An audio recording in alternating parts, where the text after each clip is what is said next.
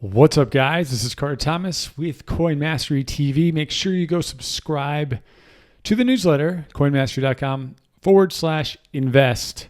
Join us on this amazing journey through the world of cryptocurrency and making great decisions to totally dominate the markets and life, master them, so to speak. Well, we have a couple things to talk about today. We're going to talk about Bitcoin. We're talking about Binance Coin. We're going to talk about Tron, actually, as I duck and cover. A little bit about what's going on overall, and then a few pieces of news that I think will be helpful, followed by an amazing tweet storm that Naval Ravikant did, and one topic in particular that I think is worth a few minutes of discussion. So let's dive in, shall we? Now, we are looking, as always, we are looking at not as always, as of recently, we're looking at the Bittrex chart. I think that this just helps, like we talked about, with liquidity. We're just going to keep consistent, at least for the whole week.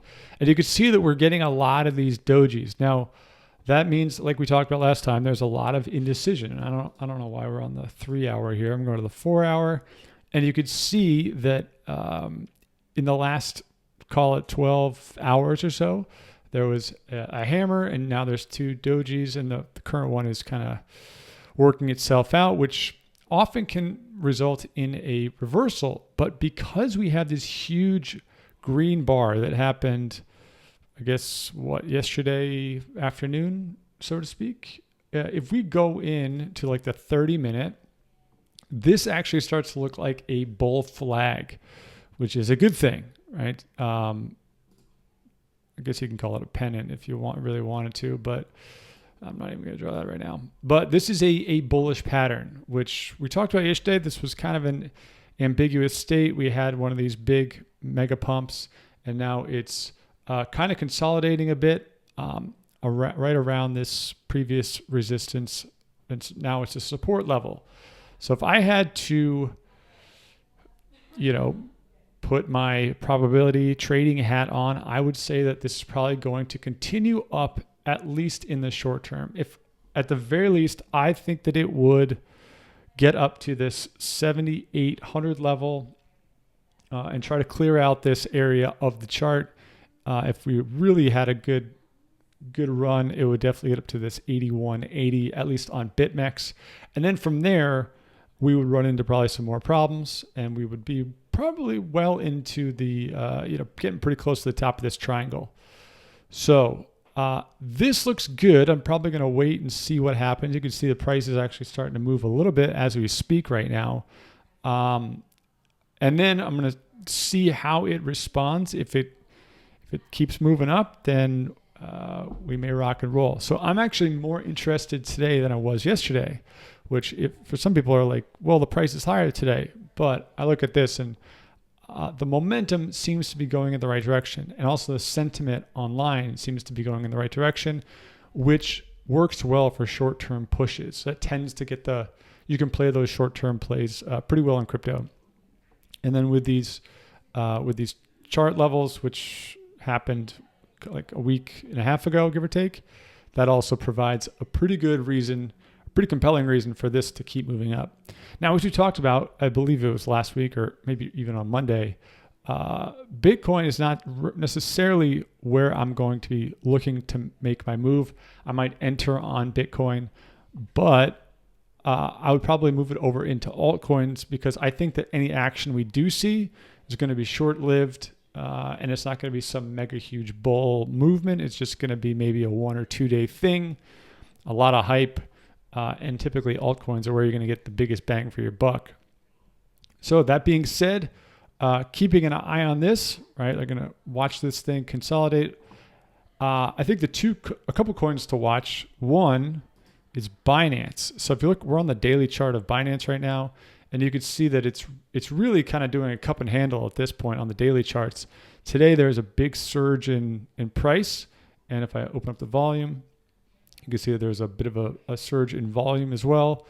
This is a very bullish pattern. If this plays out the way that it's supposed to, that this should continue up. Now, there's a rumor going around that Binance is going to talk about some $1 billion fund, and they're going to use it to buy back BNB tokens, which drove a lot of this. Go to the 15-minute chart. You can see this very quick movement up. But that's typically how it goes. And you can see that this is already starting to have a double top over here. If the news and momentum continues, that's going to be a very, very good breakout pattern in my opinion. So I like BNB token. This is probably one that I'm going to keep an eye on as I investigate Bitcoin. Now, the other thing I should probably bring up, you can see I have these EMAs over here, which is exponential moving averages, which is different than simple moving averages because it gives more weight to the bars that are closer to where you are. And if we're on the 30-minute, I believe, I'm going to click on, I have the 50, 100, and 200. I tend to do very slow moving averages.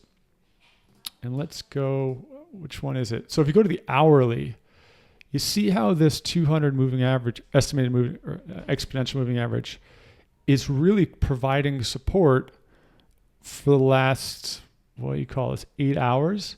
This is typically a good sign if it provides support because it gives these other moving averages time to catch up.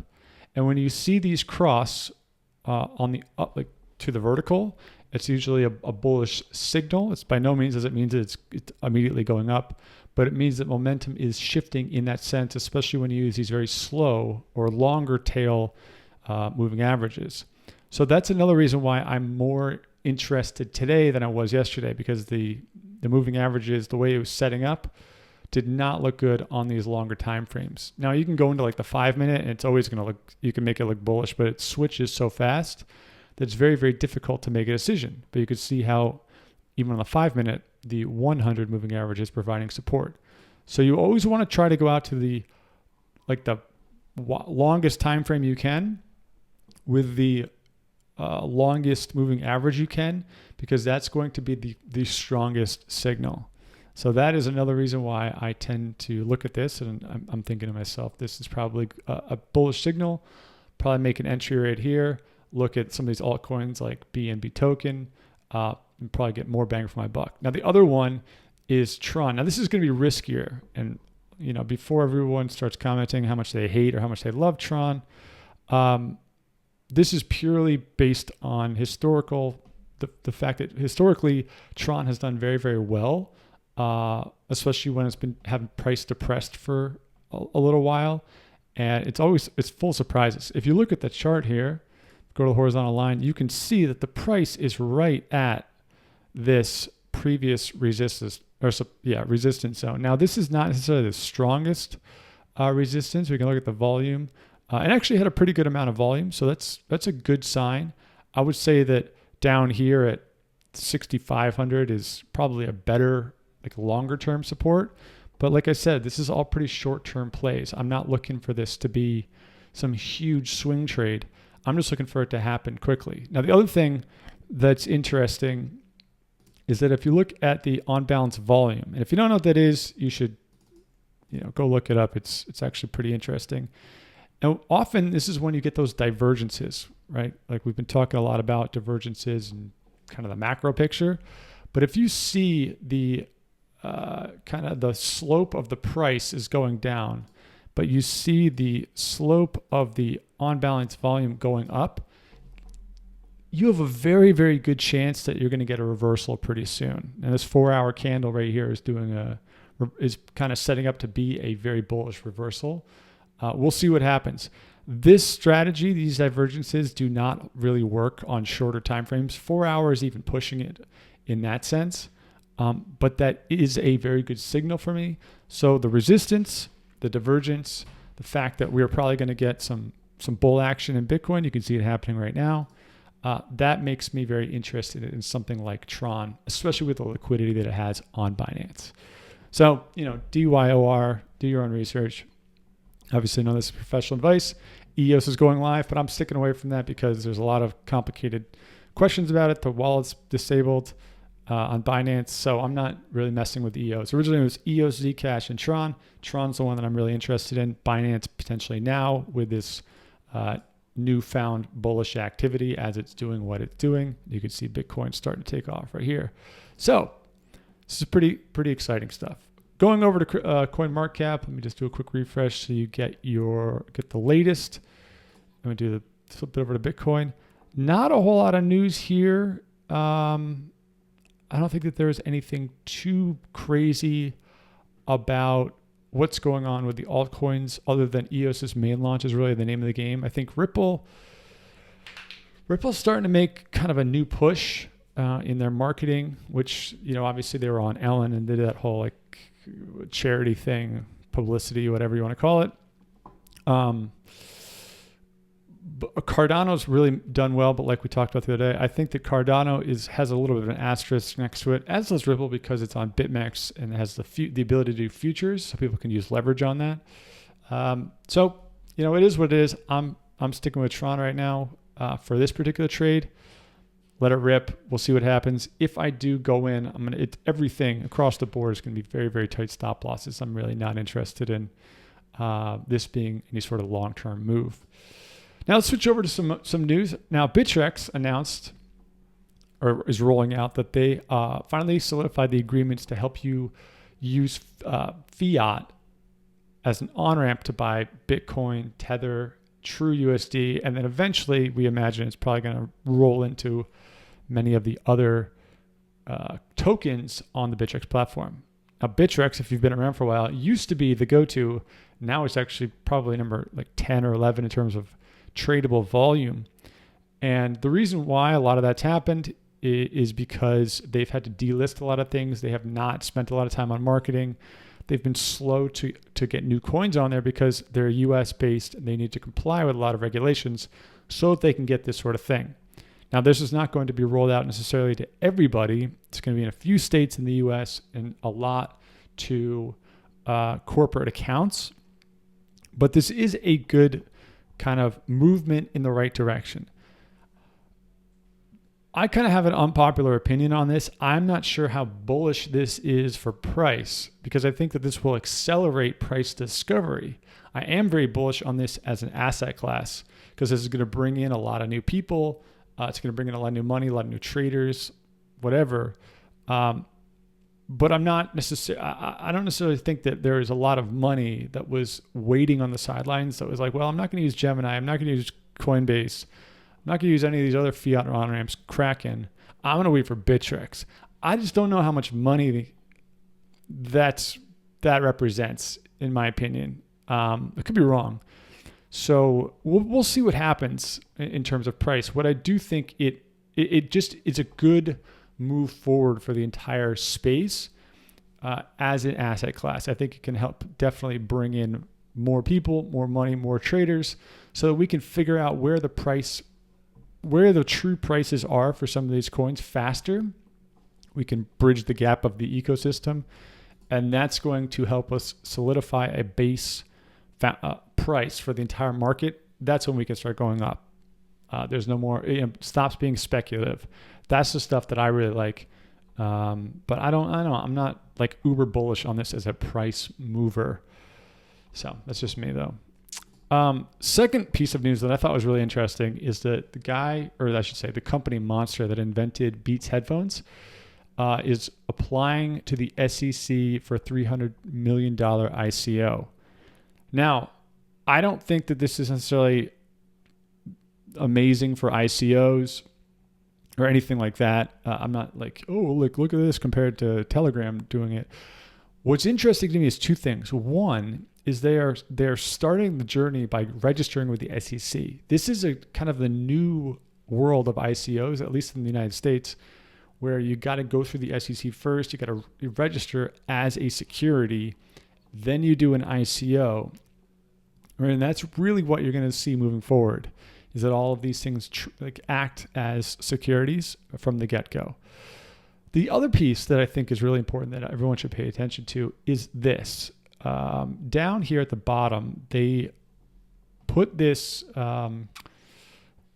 blurb, I guess. It says, the holders of the tokens may convert all or part of their tokens to common stock of the company at a ratio of 4 tokens to 1 share of common stock in the event that 1, our tokens shall not have become publicly tradable on June 30th, 2020, or 2, our tokens shall have ceased trading publicly due to certain governmental enforcement actions. This brings up one of the biggest question marks, in my opinion, in crypto as we move forward. how do you separate the value of the company, the equity of the company, with the token value? Because the company itself has a certain value, right? The people, the intellectual property, the product, everything that a company is valued on. And the token may have a separate market cap or a separate value that I don't know if that's going to be traded on different markets, or maybe they won't be traded at all or bundled. But this is going to be really interesting to watch, because this is going to set a precedent for tokens and ICOs moving forward. How does a publicly traded company on like the New York Stock Exchange, how does that come to grips with having a token that can be traded on a secondary market? And that is a huge question mark.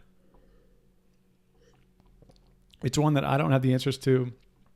I look at companies like Ripple, and that's one of the biggest questions I have about Ripple, right? It's a privately owned company that's valued a certain way, and then the tokens are also valued a certain way. How did those come together? So keep an eye on this. By no means am I saying that this is going to be a good or a bad investment. I have no idea. I just know that this is going to be, when you have a publicly traded company getting into the ICO space at this juncture, after this much regulatory talk and everything else, this is going to be really interesting to watch in that sense. All right. Last two things. Naval, like I said, put out a tweet storm called "How to Get Rich," parentheses, without getting lucky. And then he goes through just, I don't know, maybe 30 or 40 kind of like that. I don't know what you call it. Lessons, pieces of advice. And Naval is very, very successful venture capitalist, investor, very smart guy. I've referenced him many times in this video podcast, whatever. And a lot of this stuff is just really, really helpful, especially if you're new to money, to wealth, to trying to create wealth in anything, right? Just be successful in your life. Not just success doesn't just mean money. It could be health, relationships, charity, whatever that you like, whatever you value. But I really think that what's in here is a lot of very, very good wisdom that can easily get glossed over. I learned, a couple of years ago, I remember distinctly realizing how much wisdom is in cliches and how easily it is to just kind of dismiss cliches. And I think what Naval does really well is he takes cliches and he makes them more tangible and more relevant to this day and age. A couple that I really liked, this one is where he said, learn to sell, learn to build. If you can do both, you will be unstoppable. I think that is probably the greatest truth in today's world than anything else, especially for anybody who's watching or listening to this, who's under the age of 26, especially if you're young and you're going to college or thinking about going to college or whatever. Learning how to sell and learning how to build stuff is so critical. And at the very least, if you don't know how to do it yourself, like understand how to communicate with people who know how to do that really well, because those two skills are going to be the two things that machine learning and artificial intelligence will probably be the last to touch, right? Other than the pure creative arts, design, whatever else maybe. But those two things are really, really, really powerful. And the other one that he talked a lot about is leverage. Right? I love this quote: "Give me a lever long enough and a place to stand, and I will move the earth." That's a quote by Archimedes. If anybody doesn't know, Archimedes' screw, it's a physicist from however long ago. And so that really struck for me. And I retweeted about how, what do you say? Fortunes require leverage. Business leverage comes from capital, people, and products with no marginal cost of replications, code and media as two examples.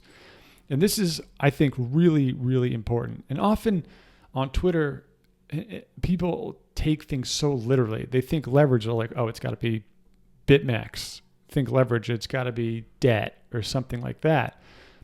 And what I hopefully can clarify is that what I tweeted about, leverage does not necessarily mean risk. It means maxing output with minimal input. For example, if you need more money, you have three options. For example, one, you get paid by the hour. That gives you no leverage, because if you stop working, you stop making money. Like that's it. It's binary. The second is you get paid by your products. So your products can be your own skill set. It can be things you make. It can be things you develop. It can be stuff you sell, like whatever, stuff you sell on Etsy or Amazon or whatever it may be. And that has some leverage because that can work while you are not putting the time in. That can work. You can have a website that has traffic or, whatever, when 24 hours a day. That's better. And the third is you're paid by your assets. So products require upkeep, they require growth and all that. So it's good, but it's not great. Assets, it's passive. Like you own them and then you receive income from that. That can be from dividends, that can be from real estate, it can be from lending, it can be from a lot of different ways. And if you're interested in this kind of stuff, you should go check out, there's a great book called Cash Flow Quadrant by Robert Kiyosaki. He wrote Rich Dad Poor Dad, which is also a great book if you ever want to read something about how this all works. But leverage is probably the one thing that I think about more than anything else in terms of just how do you get the most out of your life without growing horizontally. Like you can grow financially or health-wise or personally, spiritually, whatever. But I think the idea of hustle, I think the idea of working 19 hours a day is vastly overrated. And I think in contrast to that, if you focus on things like leverage and judgment and decisions, you can get the exact same results as 19 hours of effort with a very well calculated decision, just put in the right place at the right time. And that's what leverage can do. And, there's obviously pros and cons to both of those, but I think that that's such an important concept. So when you are thinking about your day-to-day, what you're doing with crypto or whatever, ask yourself, if you only had 20 minutes a day, which many of you do, many of you have full-time jobs or you're just kind of passively in this space. But if you only had 20 minutes a day, what would you spend those 20 minutes doing to get the most out of this market, out of this whole financial revolution? You couldn't do anything except for 20 minutes. That's it. Would you look at charts? Would you be on Twitter? Would you watch Coin Mastery videos, podcasts? Hopefully. But what would you do? That's what leverage is. And constantly thinking about how do I get more out of my time so that I can get bigger results? How do I trade people to get bigger results with something I can offer? How do I get get tools that can help me leverage things? That's the name of the game in life. It's something that's just, it had the impact on my life. So thought it was just something that would be helpful to someone else. So I'll link all this up. You should go check it out. Naval, obviously, he's just such a wise person, and there's tons of nuggets in here. So with that, we'll see if Tron can keep this going. You can see that it's already starting to perk up here, which is great. And we'll see if Bitcoin can stay above this line.